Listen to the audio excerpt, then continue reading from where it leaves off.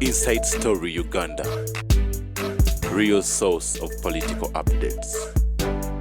Wewa tuli mu program omukulembeze w'enkya n'omukunavu Tamale Mirundi mutabani wa Mole ne Yowana Mirundi ensonga nyingi nnyo mukulu Tamale sansokulaba nade nga nti mwagijjewo manyi babadde balina strategy y'obusiru bwe bajjawo pologulaamu zange zonna olwo owedde ngenda ku ya Kariisa ejiwagana atedda omanyi ejiwaganayo ekikulu abantu bano kye balina bujoozi tulina kye tuyita empathy. oli mutowo yagamba nti basajja mu mujoga nnyo. Empathy kitegeeza tiweeteekenga mu bigere bya munno.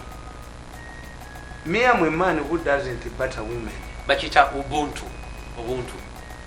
I don't butter women. Why? If you butter my daughter, nile motoka yange irandi kuluza ebeera mu ekidomola ky'amafuta n'ensuulu ezeri abeeranga mu kidomola ky'acid ne acid mwali when my daughter rings me taata kundi ankuba aidwayo ng'ogendayo bajja mutta. Why do you butter kati ng'ogenda ng'okola otya abantu bano ekibakola obubi bujoozi and the westerners have a problem of tekiina ensonga ninkutiira ninkugula ninkwita ninkugula ninkujuuga ninkugula ebyo byebiriwo. This the problem of westerners. They are very good people, they are religious, they are accommodative, but they are background kuba bo tebakulirako mu bulogo bwaffe. I'm a shepherd man why I strongly believe in witchcraft. Omuganda gamba tulina okululuma gundi alulumye tanabana kuvunda a corpse eruluma. Mugabe yagamba an African man is stronger in death than in life, which is true. Are they not fighting to remove, to exhume his body bamuwe bali entuufu? Mugabe yagamba a dead person is more dangerous than a living one. Era kyovola nkubuulidde wonyoomera akira munju bwe ndikuta ndikwata mulala. Why? Lubale tayogera naawe. You don't argue. Kyagamba kyekyo kola. Omufuta ba munno singa leeta asaasu nti omukyala yafiirwa bbaawe ng'amuloota akomawo buli kaseera asanyuka.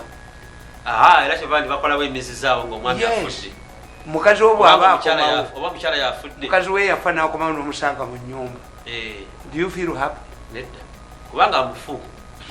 Yes. The love that you had eba ekoze eki? Eba ekomye. Sankara was killed, but the new government hired a chartered plane to bring Sankara's family to identify the underwear, the remains of his underwear. Are you sure? To know whether he is the right person who was buried there. Urichi yagamba obunyomi kati babulese ebizibu mbana Uganda mwanga bamwekizoominga okuva e Seychelles. They had to take tewali over pathologists bani, but they had to hire people from here to Seychelles to witness the exhumation. okakasa nti yono The bazungu who exiled Mwanga made sure nti Mwanga akomawo with an outrage bansibambi bavaawa basesere enkoko ensesere ezo egundi ezo totases eziri awo enfudu zajja nani na Mwanga. Yes, to confirm that a dead person is more powerful. Ani yakuba twekobe. Yaleeta omuzingo ogwakuba twekobe. When he took power, what was his first decision? To return the body of Mutesa. He had earlier chest. Lule bamugana okudda no Paulo mwagana mugana okudda nga bakolaganye ne Simwogere. Who is ani ali ekololo Lule yali ekololo. Musaza had been defeated. In fact, if I see it, with team, a screening, the heroes. Musaza is not a hero. He had been defeated by the Europeans. But because a country that lacks heroes creates one. Kati aliwo. Nkugambye Lule gwe bagoba wano bwe bajjako Lule no work. President Museveni yali minister wa security twagala Lule batufa tufe ani yagoba abantu Constitution Square ekyokpa yajja n'ekibo ubaredi Lule Museveni.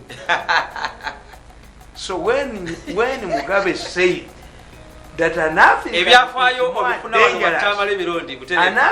is more dangerous in death abamutuufu engeri abazungu gye bakumamu kibuuka ebisigale bya kibuuka omumbaale kati waliwo omukyala nga babifiirako bamujja mu Africa ne bamutwala ne bamutambuza yali Katonda yamukola ng'alina obukyala bulinga buno. Is there remains bazamuza France luddawa was a unique woman. So you see, that's what I say. Nti obujoza abantu bano bwe bayina bannaffe bajjako puroguramu zange zonna. Minisita tumwebaze nazijjako zonna ensi negaana ne bakwata bukedde nankuba emyezi 6 kabushenga neggulu mulalu bayise nyina bamukebera omululu mange gwe bandi bayokya. Is it how you reward him? Museveni n'aleeta akasajja ne katuula mu meeting akatalina mulimu mu State House. Mwenda has no job in the State House, but Museveni allowed Mwenda to come and play his tape. What was the role of Mwenda in the State House? What was he doing there? You're here. I look at these fellows. Mr. Bebalaba 8 years ago. Yes. Nibagaka tumujja ku mpewo Kariisa tumwebaze woteri yasulamu abantu nga tasasudde 5 billion. Museveni abayita Kariisa bwasinika enzinyo Kariisa bamugoba mu State House nti yali director wa ICT nga Lwabogo nakyakyagala kati Lwabogo bwamala omugoba namufuula embwayi namuterawo TV ya Lwabogo. Yes. Nekatumwebaze nakano entwe yepusi when they humiliate you now they have the first person they have seen who is not humiliatable is me tukubagana paka mambi tubakunyigira mu kaso bajja kuwaziza bakoze buli kimu kyonna sobola kukolagana nabo. I will never work in this government again. Tubakuteeka mu nsonga temuyinza kunjooga walibeerawo gavumenti endala. ayoke kakati nkubuulira neggamba ti abasajja bano obujozi bwabwe. Kariisa yatuula mu meeting. It was a Monday when I was going to have a program on Tuesday. Nasinika enzinyo nga gundi yatudde wali n'agamba ondeetedde omusango ogw'amaanyi bagenda kumpaabira tumwebaze Mwenda ani biliyoni 10 Museveni sente zange zampadde. Kariisa nazisharinga nazirya ne bazirya bonna. Agamba munyinza okudda ewe gwe Kariisa gwe ndabadde nsazeewo mubenyondo omutwe muntwaleyo mutte mukazi wange wekyengero nazaala Tamale kayana nijiyo yafulumye bufulumi mu nyumba nabadde mutta. What type of woman? Bakazi mwe muri kimu abatanyiiga. The Mirundi family cannot be humiliated to the bone marrow. We shall never be humiliated to the bone marrow. Never in life. Nobody uyatusaze waffe bamukube ebinnyo n'akomawo n'abakolera. Alina okwetereza kuwagamba. Yes. Family yaffe tejogebwa. We come from a very proud family. Tetulombangako. Myaka gyonna Tamale Junior Daddy yagamba tetusobola kutuuka. Mutujoge. Mbakubira bajja essimu eyabibaddemu. Ne mugamba mmwe. Mukiddemu. Ate bajja abyagaza. Lwabogo yabikola. Alemedde 5 billion zange. Mbu ngende nkole miliyoni 6. Genda oziwe nnyoko. Miliyoni 6 omwezi. Genda oziwe nnyoko. Nga yali tazimpa luli. Nga Kariisa yali tazimpa. ninda bakasajja ka Kariisa katide yabukamitulaba Kariisa oli program mukulembeze Kariisa viirako ddala Kariisa akitegedde nabadde nsazeomu benyondo mutte lwawogo yaneereekako mbwa mpita ekyankwanza nali njambadde ngende naye nali njagala genda naye ba gende naye kyenkubuuza let me tell you osobola okuneerekamu nowanga Kariisa TV ye yakola if you want to give me money omanye amagezi agakirimu they want to control me lwaboga akutte 5 billion zange zayina azifudde nti buli mwezi emiliyoni 10 why didn't Kariisa give me this money previously?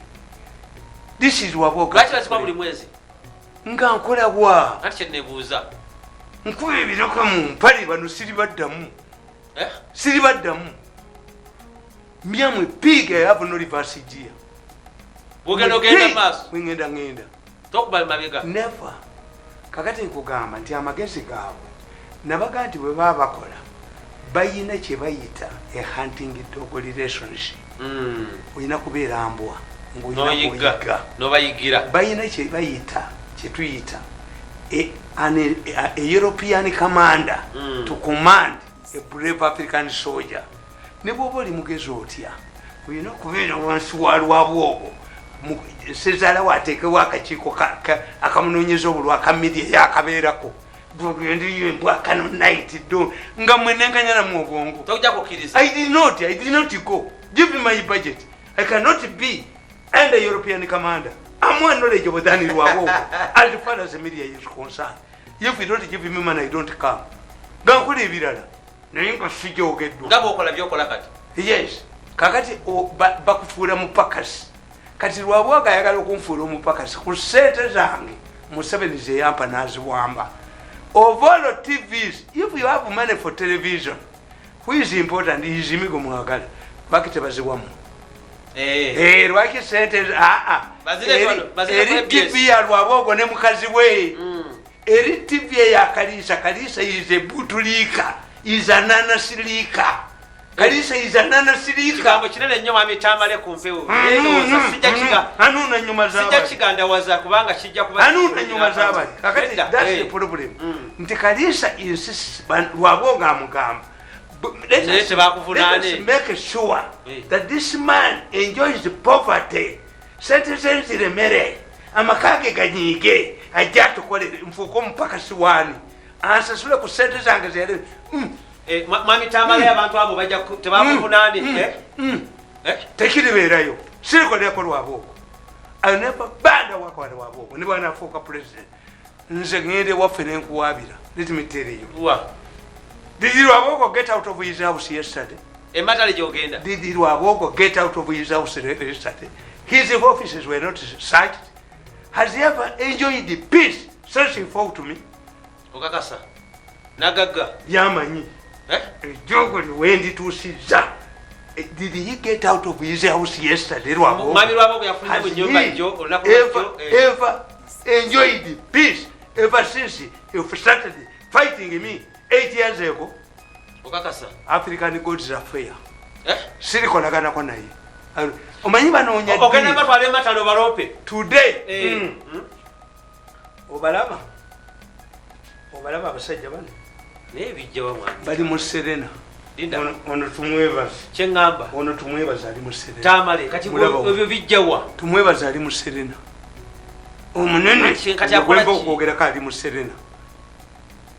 They are testifying in Serena now.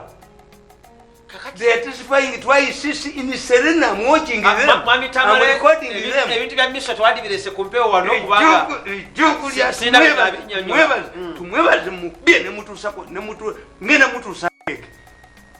There are many.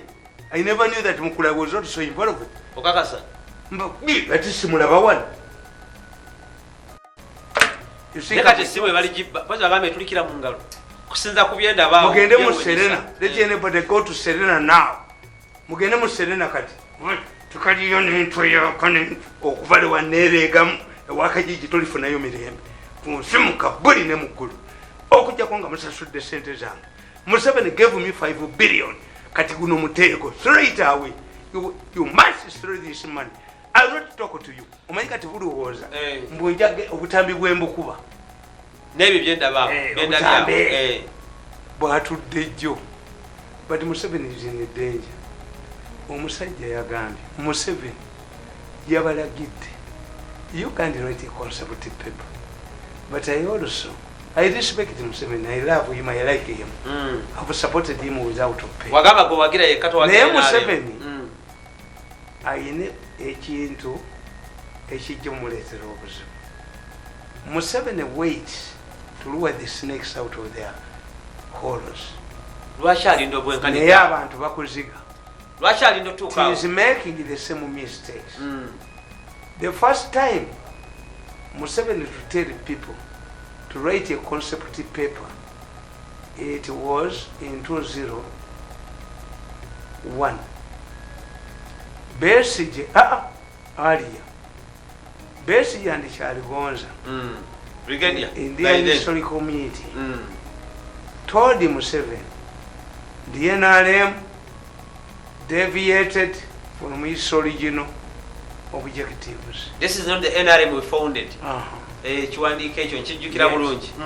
Kakati at that time, Museveni told them, you can't write a concept paper to be discussed supporting the argument.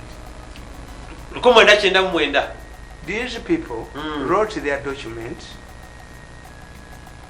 but there was no meeting. There was a meeting here too. To discuss the document? Instead, Museveni wrote a paper, wrote a story responding to Cheye. Cheye wandikanga agamba nti abafumbi b'emmere kati be bafuka eggwanga. Teddy says Cheye. Yes. Museveni responded. Era yawandika ku mukazi nga bamuyitaani Victoria Secretary. At that time, banange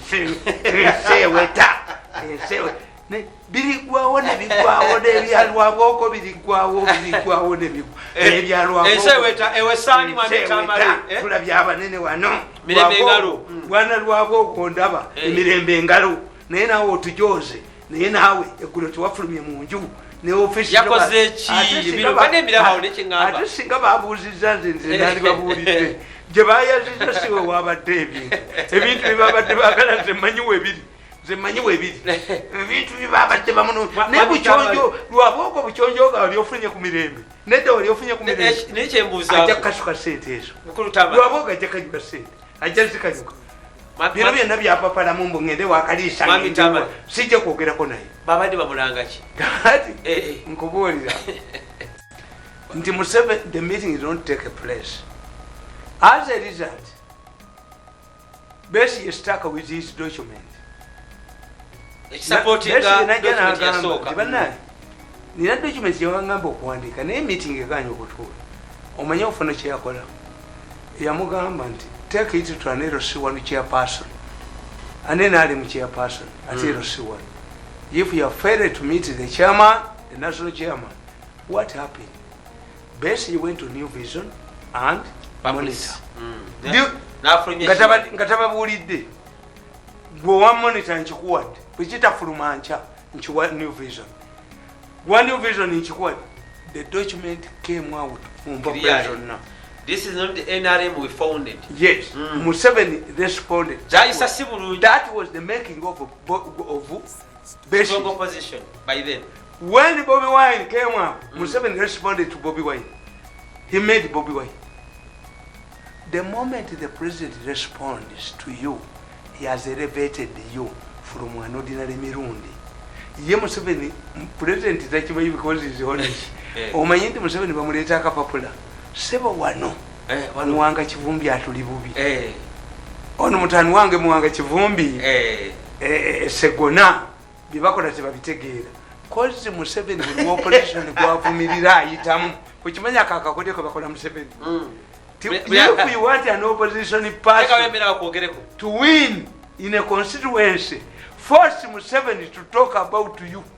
The people will know. Ono kwe betutwalayo gwatya bakamuzanya nenga laki bamusindikira gwatya ati abantu weche baagala muwange kivumbi akwata sente naziwa abali kuwano ku master of ceremony mukama wange eno tubadde bulungi nnyo naye tulina mutabani wo wano muwanga kivumbi kyakola butambala Museveni olujja kadaala mutabani wange muwanga kivumbi take amukoledde tukiyita reverse psychology when the president criticizes you it is enough nti buli Museveni gwawa nakalema nalweyisani mwe bayingira kubanga abamaze okubawaga ate Museveni yenyini yakyogera tikabaka yabuuza omuntu namugamba kakati kukolera ekinti mwe mbanga oyogera njogera kimalanzi that's what never percent nti ne mu America omusajja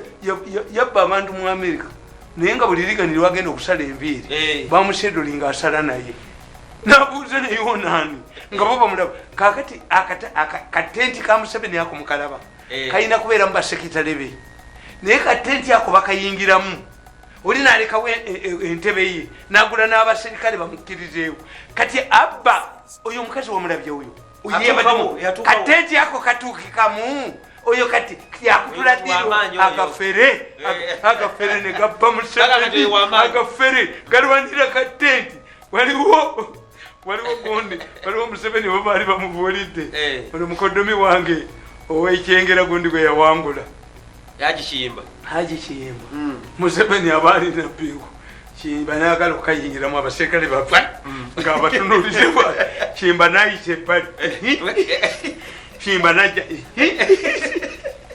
nga Museveni atunudde bwati omanyi bwe tebamanyi Museveni tewali ali mu tenti bw'atamanyi I want tell you abalekani basajja katemba wao nabeera ne Museveni emyaka 11 abalekani basajja katemba wao Museveni muyekera teri atunula ali mabega we mu katenti awo gwabatamanyi era bakunoonya ne bakubuuza yesala ku basajja abalekani basajja sawa andi kubuulidde bafere ba mafia yes kati yemba tiwe mbadde nkunyumizaaki pwenvudde okugamba ti Museveni bamuzannya ti ye kakati today kyakoze ku response bobweni yamwereetera ono gundi yamwereetera